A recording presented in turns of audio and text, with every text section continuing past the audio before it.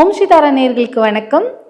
உங்களுக்கு மகாலட்சுமியோட அனுகிரகம் நிறைய இருக்கணும். ஃப்ரைடேஸில் அவங்க எனக்கு பூஜை பண்ணணும். ஒரு ஈஸியஸ்ட் மெத்தட் சொல்லுங்கள். நான் ஆஃபீஸ் போகிறேன், எனக்கு டைம் இல்லை அப்படின்னு நினைக்கிறவங்க என்ன பண்ணுங்க, மகாலட்சுமி மனசார நினச்சிக்கிட்டு ஒரு பித்தளை தட்டோ இல்லை காப்பர் தட்டோ எடுத்துக்கிட்டு அதில் அரிசி பரப்பிக்கோங்க. அரிசி மோஸ்ட்லி நெல் பரப்புனா இன்னும் நல்லது.